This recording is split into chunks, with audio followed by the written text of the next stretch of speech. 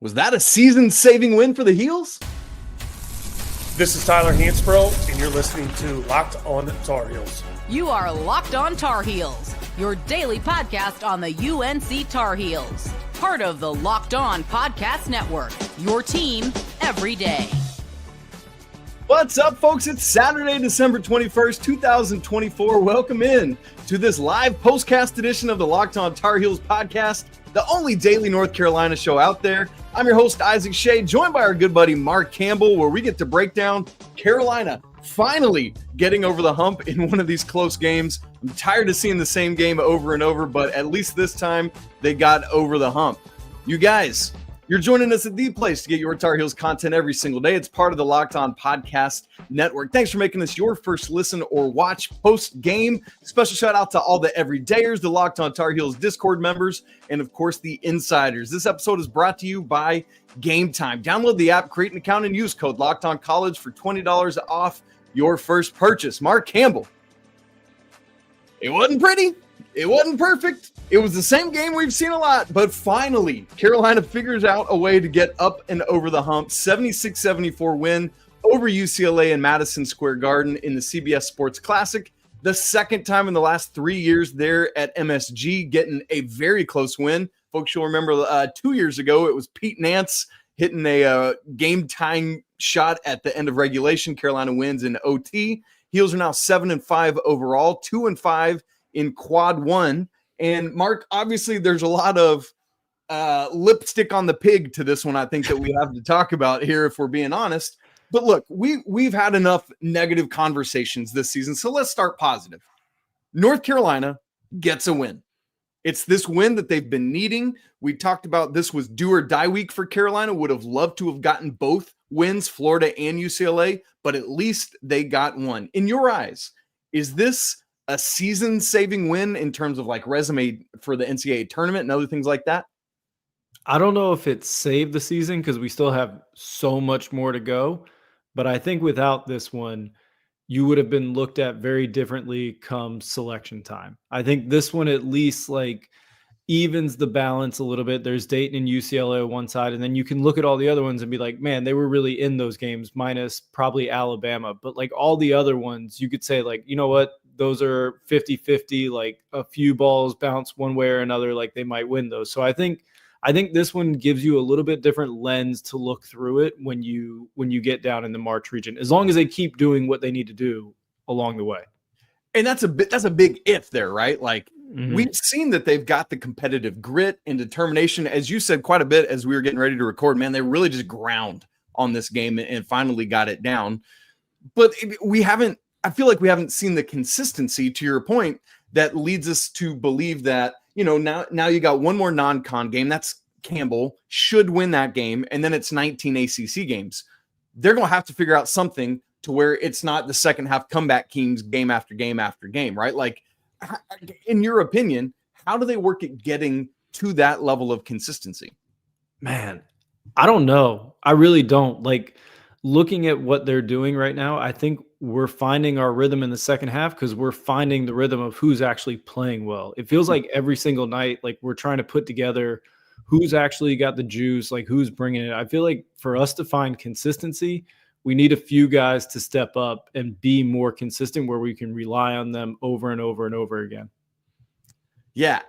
And that's going to be difficult because, right, as you say there, it's like, it feels like it is different guys showing up in different ways from night to night. And part of that, Marc, I think is what leads to, this is basically the same game we've seen all season long. It was the Kansas game all over again. It was the Florida game from Tuesday night all over again. It's just that this time Carolina is finally able to figure out how to not just get over the hump, because they got over the hump in those games, but then they fell back under the hump in those games. This time they're able to just get ahead, and we can talk about some of those key plays down the stretch, but then finally pull it out and hold on to it. Do you think that was more about North Carolina figuring it out, or more about UCLA / the refs kind of helping out?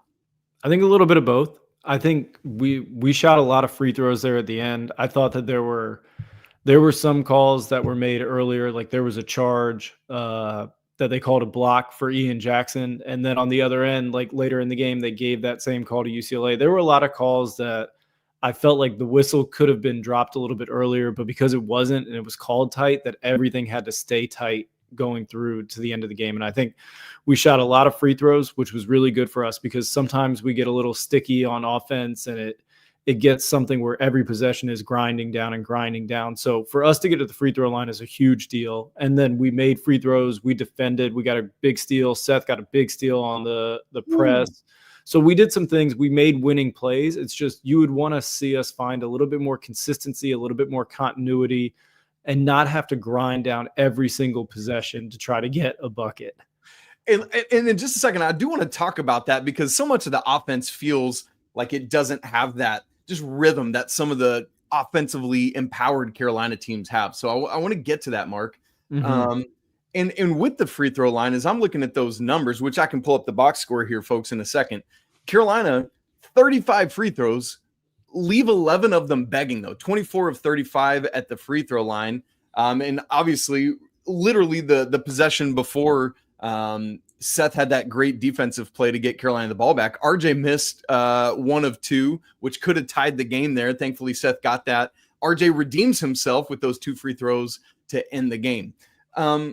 Mark, you talked about it there. Carolina's offense. There are some very potent individual offensive players on this team, but sometimes the offense looks quite offensive, if I can be aware with a little bit there, where it just doesn't feel yet like it has the fluidity you would expect from a team with this many highly capable offensive players. What are you seeing? I think right now we're getting into good actions, but we're not consistently finding continuity where we're playing advantage basketball, create an advantage, press the advantage, create an advantage, press the advantage. And I think some of it has to do with our shooting. We turned down some shots. Like there was RJ drive baseline where he hit Seth in the corner, the left corner in the second half, and it should have been a shot, but he passed up the shot to try to swing to Ian. And then we get into this, situation where 2 guys are closing because we passed up a shot. Or there was one with Seth driving the right side and teams playing so far off of him, it's compressed and he throws the ball out of bounds. So I think there's a lot of stuff that we can do in terms of offensive sets and things that we're doing to create good actions, but it really comes down to us continuing to just take the good shots that are there in rhythm and on balance. And I think make or miss, we've got to find comfort in what our offense is and what shots we're actually trying to generate. Man. And it feels like, there is some like that's going to continue to be uncovered as the season goes to that last point you made there. But at this point, we're 12 games into the season. Yeah, 7-5, 12 games into the season. And I mean, that's, a little bit over a third probably of the season. Yeah, a third of the regular season has already passed. And so you really need to see that now. You would think would be starting to find that rhythm already. One thing that I look at just in the box score, I was skimming through this early, and this to me is always a barometer of your offense is assist to turnover ratio. And we've consistently had a negative assist to turnover ratio. And tonight we didn't have anybody in a positive assist to turnover. The best we had was 1-to-1 ratio. So I think to me, like when you really start to see the offense go, you're starting to see people share the ball. You're starting to see people take the shots they should take. And when those 2 things happen, turnovers are reduced, makes and misses will happen, but turnovers are reduced and assists are up. So to me, like that's one of the ratios that I look at when you think of really good teams and how they're playing and how they're attacking. An assist to turnover ratio, we got to find a way to drive that ratio better than negative, and definitely got to have somebody at least get positive in that stat. That's a great point, Mark, because not only as a team was Carolina negative in assist to turnover ratio, 11 assists to 18 turnovers, but man, that's a great pull by you. That literally no individual on the team had more assists than turnovers. That's frankly terrifying. Now, nice assist percentage, 50%, 11 assists, 22 made buckets, but good grief, that assist to turnover ratio has got to get better. Mark, I mentioned it's the same game, the same script we've seen all season. Carolina has played 8 high major opponents or Dayton. So 7 high major opponents and Dayton. 7 of those games, they've faced a double-digit first half deficit. And in the one game they didn't, it was Georgia Tech, and they were down 8. It was the most 20 points against Kansas, 18 against Dayton, Auburn 15, Michigan State 14, Bama 13, Georgia Tech 8, Florida 17 today against UCLA 13. That's just in the first half, my man. How on earth, I'm tired of asking this question, but I'm going to keep asking it. How does Carolina come out in the first half and find the defensive intensity specifically that they're showing in the second? Man, I don't know. They need it. They need it. That's a staggering stat. Do you want like positive or negative here? What side do you want me to take? Give me both sides of it. Positive. You want positive first? Okay, yeah. Positive. All of those games, we were competitive in the second half. We're making great adjustments. We're finding a way to get easier and easier shots based on what defenses teams are playing. Like UCLA was up at the level on ball screens, hard hedging, felt very, early 2000s, mid 2000s-esque, and it really bothered us early. We found a way to get the ball out quickly. We found ways to keep the big isolated. We got a lot of switches onto Ian. We had a lot of boomerang actions. Like those were great. We found good things to happen for ourselves and we make great adjustments. Like that's a good thing. A negative, we got to find a way to take that stuff, bottle it up and get it going in the first half. And we tried, we had some press going in the first half. Press got some turnovers in the second half. And sometimes it's not always about that. It has to happen early, but it's kind of like a really good running team in football. Like you can wear people down over and over the course of a game. And I think one thing we do a really good job of is we are absolutely relentless at attacking, not only defensively, but offensively. And we are like a running football team where we can really grind teams down. And I think that's going to bode well. All these close games will bode well in March if we get in those situations where you have to be able to turn people over. You have to be able to attack. You have to be able to attack the ball offensively and defensively. First off, I'm a middle school boy, and I want to remind you that you just said doo-doo. Secondly, take off the positive hat now and put on the negative hat. Yeah. I don't know if it's scheme. I don't know if it's guys, because there's some stuff where you just think like, we faced a big tonight that was a pick and pop big, and we gave up some early looks. I don't know if that's KYP. I don't know if that's and know your personnel. I don't know if that's a KYP thing. I highly doubt it. Like, I don't know if that's an intensity thing. And then one thing you'll see is like besides Seth, Elliott, Ian and RJ, like it's anybody goes. So it could be a KYP thing where we're talking about some of our guys are going to have to decide, like, I have 30 minutes that are mine. I'm going to take them and I'm going to take them just by knowing the scouting report, playing as hard as I can, diving on every loose ball, but not so much that as it's physical effort, but intelligent effort. Like I'm never going to mess up a coverage. I'm going to know if I'm up at the level or if I'm playing drop. I'm going to know if I'm switching or not. I'm going to know if I'm low man help or help the helper. Like whichever one of our bigs and foremen is going to step up in terms of IQ and EQ when it comes to like this thing, they're going to have a chance to play 30 minutes and solidify themselves. But I think that's one of the reasons why it takes us a little bit to get going. We haven't had anybody do that. All right, so we want to look at what the makeup of those lineups is. That's what we're going to get to, because we had two different starting lineups in this game. Plus, you mentioned Ian Jackson, who had a career high night. I want to ask about the good and the bad of what Ian brought back in his home part of the country. Mark and I'll get to all that coming up in just a second. Right after I tell you about Rocket Money. Did Rocket Money help you find any subscriptions you forgot about or that you were paying for twice? This definitely helped some people I know who had a few subscriptions they didn't even realize they were paying for, and Rocket Money made it so easy to track them all down, like having a personal assistant for their finances. Rocket Money is a personal finance app that helps find and cancel your subscriptions, monitors your spending, and helps lower your bills so you can grow your savings. It brings everything together in one place, whether it's subscriptions, spending habits, or even the goals you want to hit this year. Rocket Money has over 5 million users and has saved a total of $500 million in canceled subscriptions, saving members up to $740 a year when using the app's premium features. Cancel your unwanted subscriptions, reach your financial goals faster with Rocket Money. Go to rocketmoney.com/locked-on today. That's rocketmoney.com/locked-on. Marc Campbell, Isaac Schade with you here post game for North Carolina, beating UCLA. Woo, so close, 76-74. Tar Heels finally find a way to get over the hump, and so much of it was due to the great offensive intensity and explosiveness from Ian Jackson, who has a career high 24 points, Mark, on 8 of 13 shooting, 3 of 7 from the field, 5 of 8 from the free throw line, had 4 rebounds. He did have no assists, 4 turnovers, though.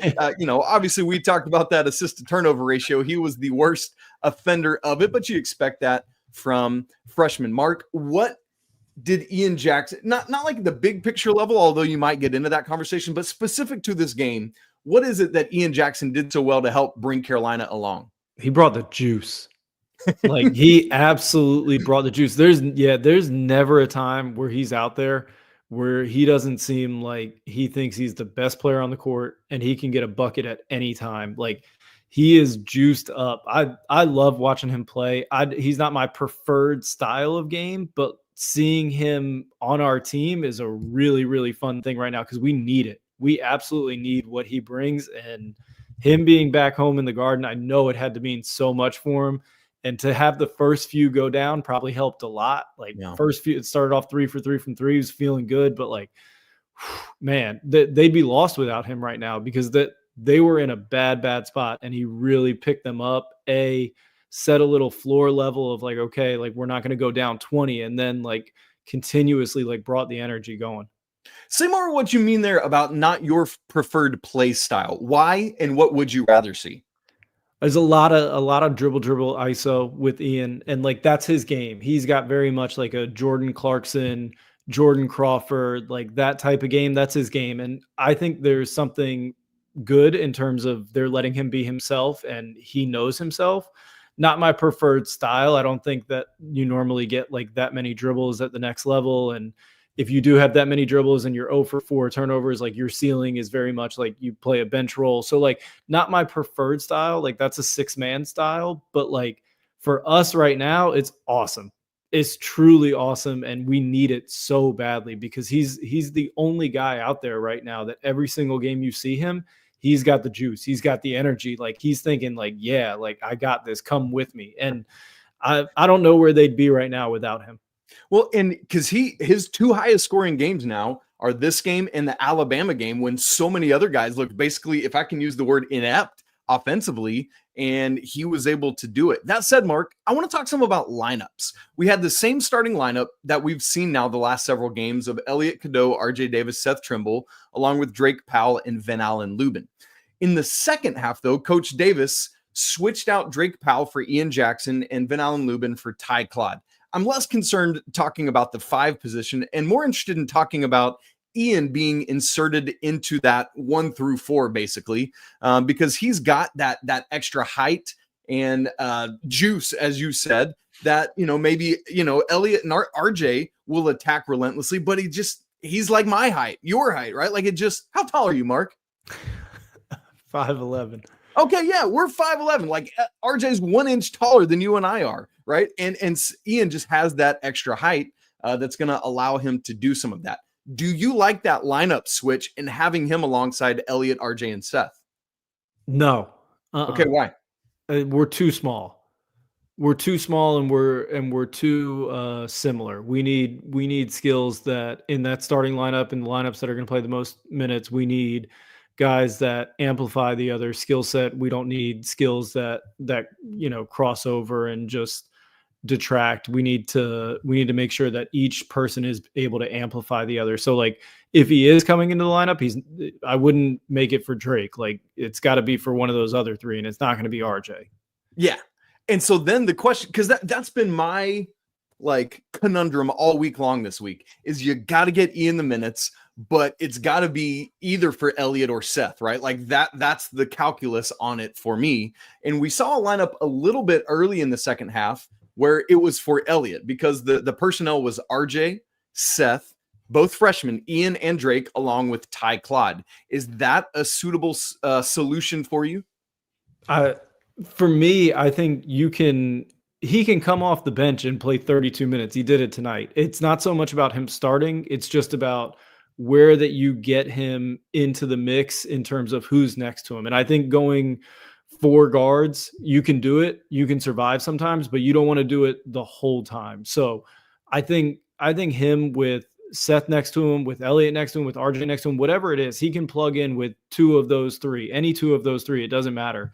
I think he fits in there. And I think his skill set is way more plug and play to take out Elliott or to take out Seth, not so much RJ. RJ has more of a catch and shoot spot up ability than the other 2 don't have. And so he can play off of Ian in a different way. They can amplify each other. But I think going Ian with the other 2, you lose that catch and shoot ability, you lose that spot up ability, you lose a lot of movement. So, and the spacing gets a lot tighter. RJ helps create more space. So to me, it's getting the minutes with him and rotating him through, whether it's Powell, Elliott, or Seth, like taking those rests in a round robin.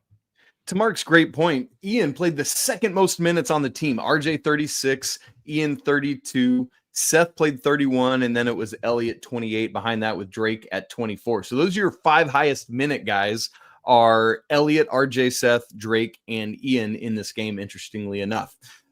Mark, I want to ask you, because we talked about Carolina's offense and there being some struggles of fluidity or just feeling like they've got roles and opportunities figured out.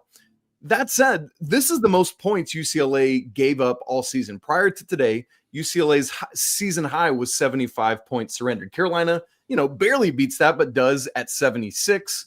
Some of it was Carolina's offense versus UCLA's defense. Some of it is tempo. Carolina came in 3rd in the nation in adjusted tempo, while UCLA was like outside the top 250. Do you think, as you witness this, what do you think, despite what we've already said about Carolina's offense, what does allow them to get to the point of scoring the most points UCLA has given up this year? Well, we shot 35 free throws. We made more free throws than they even shot, 24 to 22. We have a group that is absolutely relentless at getting downhill. Now, at some point, it could catch up to us because we don't shoot the ball well. And the more tape that's on us, like there's a lot of times where we pass up shots. But there are some times where I see Seth make drives and I'm like, holy shit. Like we are absolutely relentless at getting downhill. And it's one thing that propels us in terms of scoring at the rim, one, but you don't get 35 free throws without getting other teams in foul trouble. We got free throws for ticky-tack fouls at half court because our guards are so relentless going downhill. So it's one of those things that to put this performance together on the free throw line, even though we only shot 68%, the volume only comes from the relentless attacking downhill all the time from our guards. Okay, well, we need to talk about some of the 3. Speaking of shooting and Carolina not doing good at it, they did resurrect themselves a little bit from deep in this game. We want to talk about that. Plus some of the ending of this game, big time putback from Jay Wash and how important Bilodeau's foul trouble was in this game. We got 5 minutes left because Mark's got a hard out at 6:30, so we got to keep on trucking. We'll do that coming up in just a second.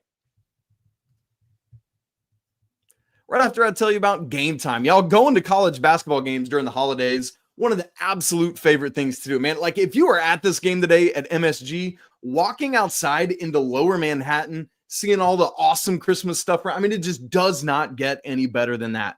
And honestly, like last time I was up in New York for the holidays, took my kids to see the Rockettes along with Carolina versus Ohio State in the CBS Sports Classic, man. Game Time is an awesome way to get tickets for sports or any of these live events. And they're focused this holiday season on togetherness. That means when you bring people together at live events, the experience is that much better. And it's the perfect gift. Hello, Christmas is 4 days away.